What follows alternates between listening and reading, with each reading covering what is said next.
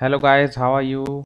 My name is Shivam Tyagi. Welcome to Study Funda. So here is the newspaper analysis for 29th October 2021. हम 28 तारीख का cover कर चुके हैं। जिन बच्चों ने लेक्चर नहीं देखा है वो जाके देख सकते हैं। तो हमारा ये करंट अफेयर्स का या न्यूज़पेपर एनालिसिस सब कुछ मिक्स चलेगा। तो कल से हमने शुरू करा है इनिशिएटिव।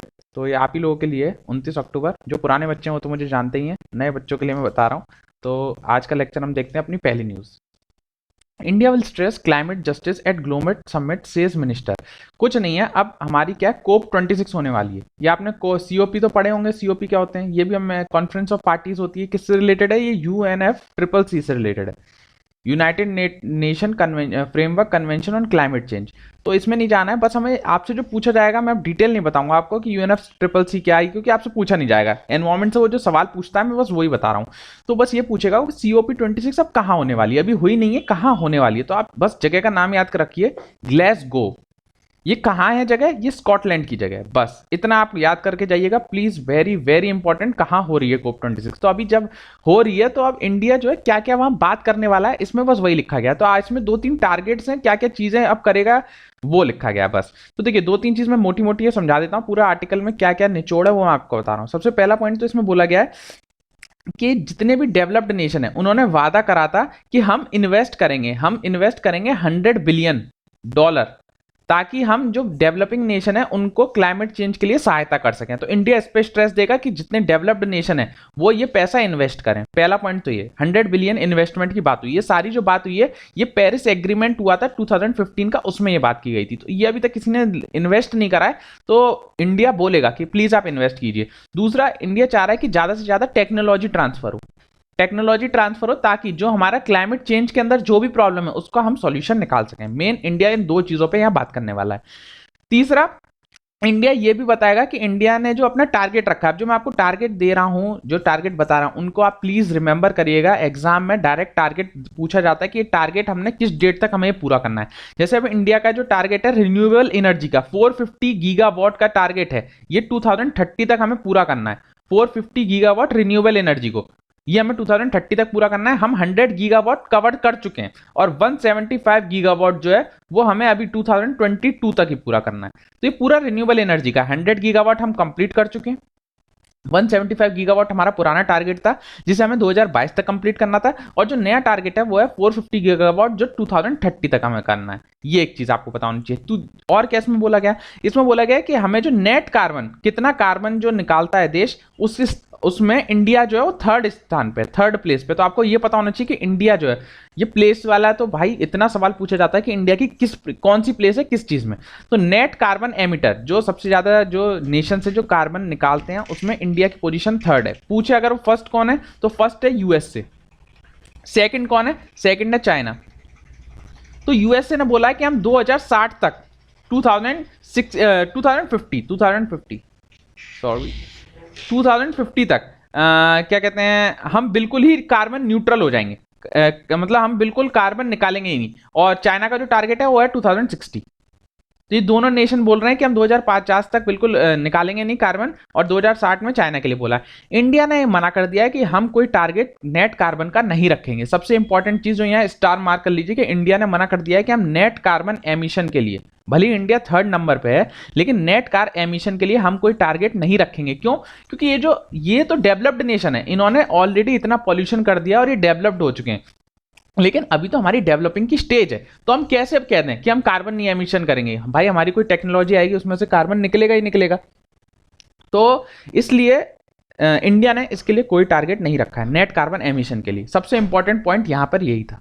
तो जो मैंने यहां बताया है, जो साइड में जो मैंने आपको दोनों चीज बताई है, ये वाली और ये वाली, ये पूरे में आज पूरे न्यूज़पेपर में बस यही था। ये मैंने आपको पूरा बहुत करीबन 8 से 10 पन्नों का निचोड़ मैंने केवल ये इतने से में बता दिया। जो टारगेट्स हैं वो याद रखना है। ये कोप 26 कहाँ हो रही है, ग्लासगो स्कॉटलैंड में हो रही है, ये याद रखना है। ठीक है, वेरी वेरी वेरी इंपॉर्टेंट। अगर आप बोलेंगे तो मैं यूएनएफ ट्रिपल सी के बारे में भी आपको बता दूंगा। आगे चलते अपनी नेक्स्ट न्यूज की तरफ। Support for terror outfit doesn't attract UAPA. बस यूएपीए की आप फुल फॉर्म याद होनी चाहिए, क्या ये फुल है। तो इसका फुल फॉर्म है unlawful activities prevention act. Unlawful activities prevention act 1967 का एक्ट है। इसमें यह है, किसी पे भी आपने देखा होगा ना, सरकार के विरुद्ध कोई बोलता है तो उस पर टेररिस्ट का चार्ज लगाती देती है सरकार, तो ये वही वाला एक्ट है। इसमें सुप्रीम कोर्ट ने ये बोला है कि अगर कोई भी व्यक्ति किसी टेररिस्ट ऑर्गेनाइजेशन से मान के चलिए उससे लिंक है, बस एसोसिएशन है, मतलब मान के चलिए कोई ये कोई टेररिस्ट ऑर्गेनाइजेशन है, इससे मैं लिंक हूं, मान के चलिए सपोज एक्स हूं मैं और मैं इससे लिंक हूं, तो मेरे को सजा नहीं हो सकती या मेरे को यूएपीए नहीं हो सकता। मेरा इंटेंशन देखा जाएगा, क्या मेरा सच में इंटेंशन था कोई टेररिस्ट काम करने का। तो ये दो एक्ट हैं 38 और 39, इसमें ये बोला गया है कि केवल mere association with a terrorist organization as a member is not sufficient to attract an offence. भले मैं इसका मेंबर हूं, इसकी वजह से मेरे को सजा नहीं हो सकती इसमें यूएपीए में, मेरा इंटेंशन भी होना चाहिए कुछ गलत काम करने का, तभी मुझे सजा हो सकती है। तो ये आपके जानने के लिए नहीं है, बस ये फुल फॉर्म याद रखिएगा, और 1967 का ये एक्ट है, बस ये याद रखिएगा। आगे चलते हैं, चलिए भाई आगे चलते हैं।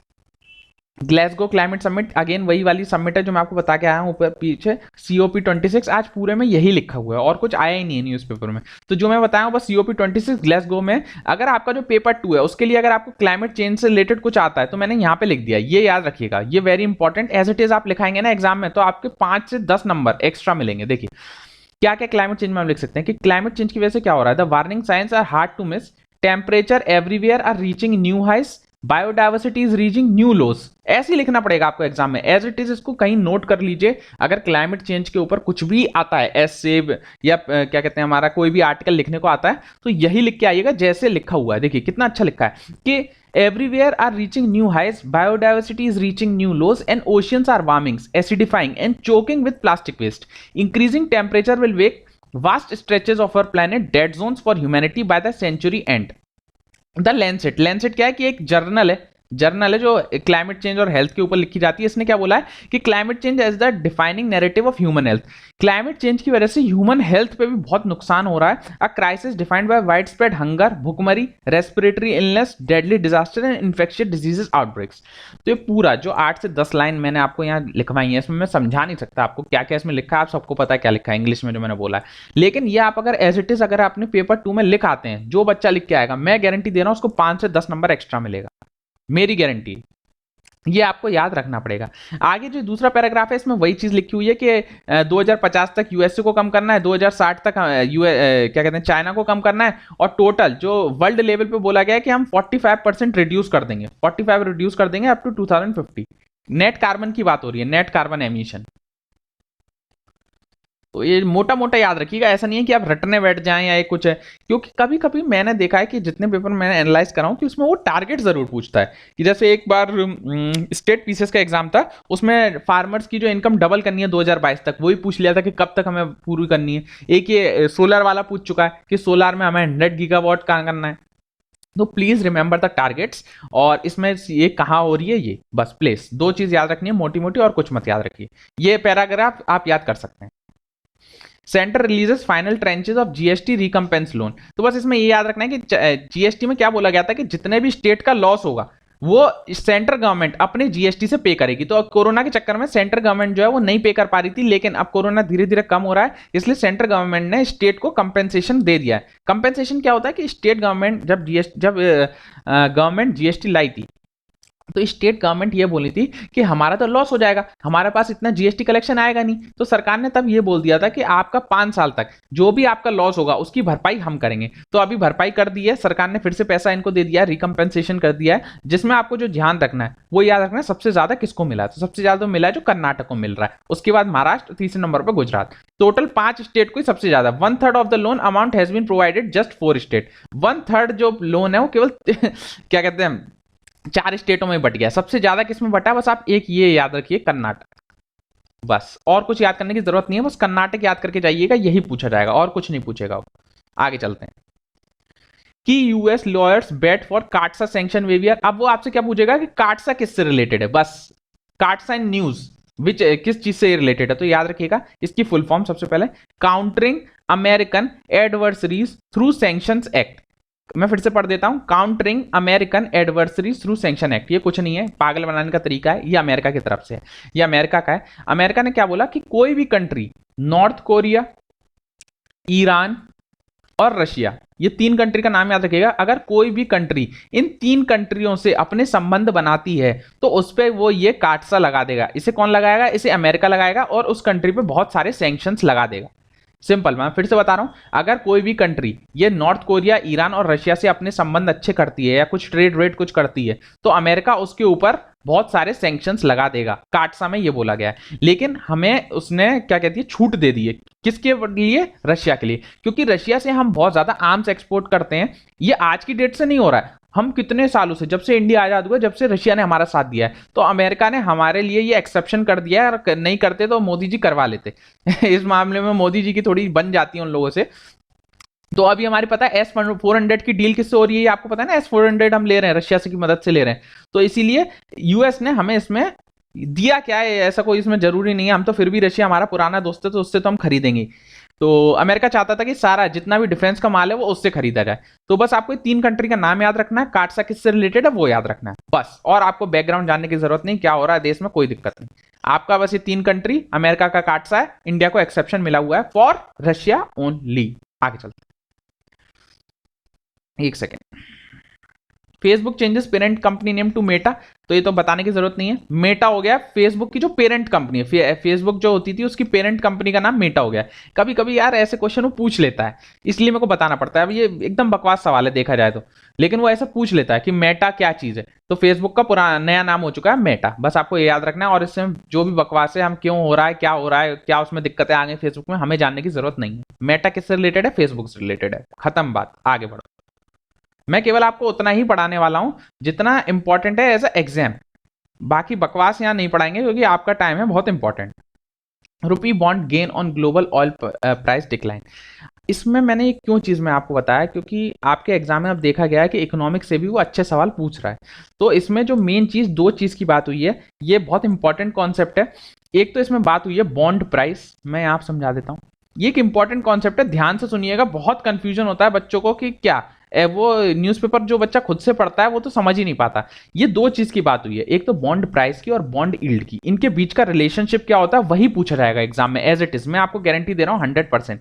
अगर वो इस टॉपिक से कुछ पूछेगा तो इन दोनों के बीच का रिलेशनशिप पूछेगा। मैं समझा देता हूं होता क्या है बॉन्ड प्राइस और बॉन्ड यील्ड। सबसे पहले, न्यूज तो इतनी खास नहीं है पर ये 2 टर्म बहुत खास हैं इकोनॉमिक्स के, क्योंकि बच्चे मेरे को बोल लेते सर आप इकोनॉमिक्स भी पढ़ाइए थोड़ा सा, तो मैं करंट के साथ जो स्टैटिक पोर्शन है वो कवर कर रहा हूँ। देखिए ये होता है बॉन्ड। अब सबसे पहले मैं बता देता हूँ बॉन्ड होता क्या है। देखिए बॉन्ड कुछ भी नहीं होता है, एक डेट इंस्ट्रूमेंट होता है। डेट इंस्ट्रूमेंट, सबसे पहले तो आपको याद रखना डेट इंस्ट्रूमेंट क्या है। मान के चलिए हमें सरकार, ये 2 तरह का होता है, फिर मैं अरे यार पूरा ही बताना पड़ेगा मैं। एक तो होता है कॉर्पोरेट बॉन्ड, कॉर्पोरेट बॉन्ड, एक होता है गवर्नमेंट बॉन्ड। गवर्नमेंट क्या होता है, मान के चलिए सरकार को पैसे की जरूरत पड़ी, सरकार को कोई प्रोजेक्ट, सरकार को एक हाईवे बनाना है, अब सरकार के पास इतना पैसा नहीं है। अब सरकार क्या करेगी, लोगों से पैसा मांगेगी, तो क्या इशू करेगी सरकार, जो है वो गवर्नमेंट बॉन्ड इशू करेगी। ऐसी अगर कोई कंपनी है, मान के चलिए रिलायंस है, रिलायंस को कोई अपनी नई कंपनी बनानी है, तो वो क्या करेगी, अपने बॉन्ड इशू करेगी, और इन्हें खरीदेगा कौन, हम नॉर्मल पब्लिक खरीदेगी। तो इशूअर कौन हो गया, इशूअर तो होगा ये जो इशू करता है, और परचेजर कौन हुआ, परचेजर हुए नॉर्मल पब्लिक जो इनसे ले रही है।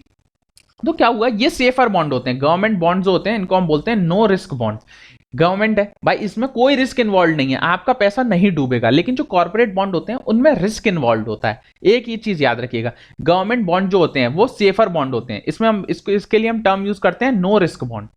ठीक है, ये आपको समझ में आ गया बॉन्ड क्या होता है। तो मान के चलिए बॉन्ड कुछ नहीं है कि एक आपने केसीसी वेसीसी सुना हो तो गांव वाले उठाते हैं ना, किसान पत्रिका, ये सब वही चीज है। तो मान के चलिए हमने एक बॉन्ड खरीदा, कितने रुपए का, एक हमने बॉन्ड खरीदा 100 रुपए का। ऐसा बॉन्ड होता है, ये बॉन्ड होता है, ये बॉन्ड है। तो हमने एक 100 रुपए का बॉन्ड खरीदा, सरकार बोली कि हम आपको इस पे 10% आपको एनुअली, आपको हम इस पे रिटर्न देंगे। मतलब 10 रुपया, 100 रुपए का अगर 10% निकालेंगे तो 10 रुपया ही होता है, 10 रुपए हर साल हम आपको इस पे इंटरेस्ट देंगे। मान के चलिए 10 ईयर्स के लिए इन्वेस्टमेंट थी, 100 रुपए का फेस वैल्यू थी, मतलब 100 रुपए का बॉन्ड था। सरकार बोली हम इसको आप पे 10% आपको रिटर्न ऑन इन्वेस्टमेंट देंगे, मतलब 10% की ब्याज देंगे, और 10 साल के लिए हमने इन्वेस्ट किया। तो क्या होता है, बॉन्ड ऐसा होता है, इसमें बहुत सारे कूपन्स होते हैं, आपको दिख रहे हैं कूपन्स हैं बहुत सारे। तो क्या होता है कि जैसे हमने 100 रुपए तो सबसे पहले खरीद लिया, फिर हम क्या करेंगे, इसका 10 रुपए मान के चलिए, जैसे 1 साल होगा तो हमें 10 रुपए मिल जाएगा, तो हम क्या करेंगे, एक कूपन फाड़ेंगे और सरकार को देंगे, सरकार हमें 10 रुपए दे देगी। फिर अब दूसरे साल क्या होगा, दूसरे साल फिर हमें 10% मिलेगा, तो फिर से हम एक कूपन फाड़ेंगे, सरकार को देंगे, सरकार फिर हमें 10 रुपए दे देगी। तो ऐसे ऐसे जब 10 साल हो जाएंगे तो हमारे सारा इंटरेस्ट तो हम हर साल लेते चले गए, और फाइनल जो 100 रुपए है वो हमें 11वें साल 100 रुपए भी मिल जाएगा। तो ये तरीका होता है इन्वेस्ट करने का। एक सेकेंड यार, आगे पीछे हो गया, सॉरी। तो ये होता है तरीका, ये होता है बॉन्ड्स। अब बॉन्ड यील्ड क्या होती है, बॉन्ड यील्ड मैं समझा देता हूँ। इसमें कुछ नहीं होता। जैसे मान के चलिए अब हमने 100 रुपए का बॉन्ड था हमारा और हमने 10% हमें मिल रहा था हर साल। मान के चलिए हमने पहले साल 10 रुपए ले लिया।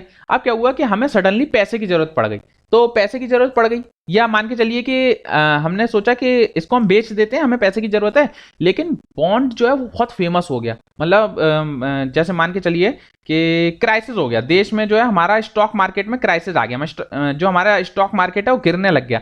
तो लोग क्या करेंगे, लोग चाहेंगे कि हमें सेफ, हम अपना इन्वेस्टमेंट करें। तो सेफ इन्वेस्टमेंट, जैसे मैं आपको बताऊं कि गवर्नमेंट बॉन्ड जो है वो सेफेस्ट चीज होती है। तो जैसे ही हमारा स्टॉक प्राइसेस जो जैसे ही गिरने को आता है ना, तो हर आदमी चाहता है कि मैं गवर्नमेंट बॉन्ड्स में पैसा डालूं। तो जैसे ही हमारा मार्केट क्राइसिस आता है तो हर आदमी चाहता है कि बॉन्ड्स में पैसा डाले। तो बॉन्ड्स में पैसा डालेगा, तो जिस हमने खरीदा था 100 रुपए का बॉन्ड, लेकिन आज क्योंकि सब लोग उसे चाहते हैं, उसकी डिमांड इतनी बढ़ गई है, तो उस बॉन्ड की प्राइस हो गई 110, उसी बॉन्ड की जिसे हमने 100 रुपए में खरीदा था। तो अब हमने उसे क्या करा, हमने उसे 110 में बेच दिया। जैसी बॉन्ड की प्राइस बढ़ी, हमने उसे 110 में बेच दिया। इससे क्या हुआ, 110 में जब हमने बेचा, तो अब सरकार तो हमें 10% फिक्स कह दिया ना कि हम 10% से ज्यादा आपको देंगे नहीं। तो अगले आदमी ने जो 110 रुपए में खरीदा है, उसको अब क्या मिलेगा, उसको बस 10 ही रुपए मिलेंगे, उसको ज्यादा नहीं मिलेगा, उसको 10 ही रुपए मिलेंगे। अगर आप 10 रुपए निकालेंगे 110% का, तो 9 पॉइंट कुछ बैठेगा, 9.5% बैठेगा। तो ये चीज होती है, बॉन्ड यील्ड कम हो जाती है। कुछ मैं फिर से बता देता हूं, जैसे ही आपने 100 रुपए की वैल्यू थी, 100 को हमने 110 में बेच दिया, 110 में बेचा, लेकिन सरकार तो बोली कि हम आपको 10% देंगे, भले आप किसी को भी बेचो, किसी को भी 10 साल तक। तो उस बंदे का तो नुकसान हो गया ना, उसकी बॉन्ड यील्ड कम हो गई। भले इसने 110 का खरीदा है, लेकिन उसे 10 ही रुपए हर साल मिलेगा। वो भी यही करेगा कि कूपन सरकार को देगा, 10 ही रुपए लेगा, कूपन सरकार को देगा, 10 ही रुपए लेगा। तो इससे क्या हुआ, जो हमारी बॉन्ड यील्ड थी, क्योंकि अब हम 110 पे निकालेंगे ना, इधर हमने जो 10% निकाला था 100 पे निकाला था, तो हमारी 10% बन रही थी। इधर क्या होगा, हम 110 पे निकालेंगे, तो हमारी बॉन्ड यील्ड जो है कम हो जाएगी। तो इससे क्या हमें पता चल रहा है, इससे आपको जो एक चीज याद रखनी है, अगर इतना सब नहीं भी समझ में आया किसी बच्चे को, तो कोई बात नहीं, परेशान होने की जरूरत नहीं है। जो मैं यहां बता रहा हूं बस इतना याद रखिएगा, अगर बॉन्ड प्राइस और बॉन्ड यील्ड में इनवर्स रिलेशन होता है। मैं फिर से बता देता हूं, अगर बॉन्ड प्राइस बढ़ेगी तो बॉन्ड यील्ड कम होगी, अगर बॉन्ड प्राइस कम होगी तो बॉन्ड यील्ड बढ़ जाएगी। बस एक ये चीज याद रखनी है, यही पूछा जाएगा कैसा रिलेशन होता है, या वो कुछ थ्योरी में लिख देगा कि बॉन्ड प्राइस बढ़ रही है तो बॉन्ड यील्ड पे क्या असर पड़ेगा, ये चीज। तो आपको मोटा मोटा याद रखना है कि अगर बॉन्ड की पैसे की डिमांड, प्राइस या डिमांड जो भी है वो बढ़ती है, तो बॉन्ड की यील्ड कम हो जाएगी, और अगर बॉन्ड प्राइस कम होता है तो बॉन्ड यील्ड बढ़ जाएगी। बस ये मोटा कॉन्सेप्ट याद रखिएगा, वेरी वेरी वेरी इंपॉर्टेंट। ये चीज मेरे को लगता है काफी लोगों को समझ में नहीं आई होगी। अगर नहीं समझ में आई है कोई बात नहीं, परेशान होने की जरूरत नहीं है। नहीं समझ में आई, अगर आप समझना चाहते हैं फिर भी, तो कमेंट सेक्शन में लिखिएगा, मैं एक सेपरेट लेक्चर केवल बॉन्ड प्राइस और बॉन्ड यील्ड पे ही ले दूंगा, ठीक है। तो आई होप ये आपको समझ में आया हो। आज का लेक्चर बस इतना ही था। आप मेरे को फॉलो कर सकते हैं इंस्टाग्राम पे शिवम_त्यागी_st है मेरी आईडी है। ऑल्सो फॉलो स्टडी फंडा on Telegram and Instagram, so you can get the latest update. और कोई भी दिक्कत है आप कमेंट सेक्शन में बता सकते हैं। कल मैंने सवाल पूछा था, एक दो बच्चे ने जवाब दिया, आप लोग जवाब नहीं देते, बहुत दिल से बुरा लगता है भाई, दिल से बुरा लगता है। चलिए कोई बात नहीं, बुरा लगता है तो लगते रहिए मास्टर साहब जी। कोई नहीं, तो ऐसे ही आगे बढ़ते रहिए, पढ़ते रहिए। आज का लेक्चर यहीं खत्म करते हैं। आपको कैसा लग रहा है लेक्चर, ये प्लीज प्लीज प्लीज बताइए। बस बस आप अच्छा लग रहा है, बुरा लग रहा है, बुरा लग रहा है तो क्या बुरा लग रहा है, बस इतना बताना है। क्योंकि अभी नए बच्चे आप रहे हैं, तो आपके रिस्पॉन्स के आधार पर ही मैं आगे कंटिन्यू कर पाऊंगा, ठीक है। तो पढ़ते रहिए, आगे बढ़ते रहिए। Signing off today, take care, bye bye.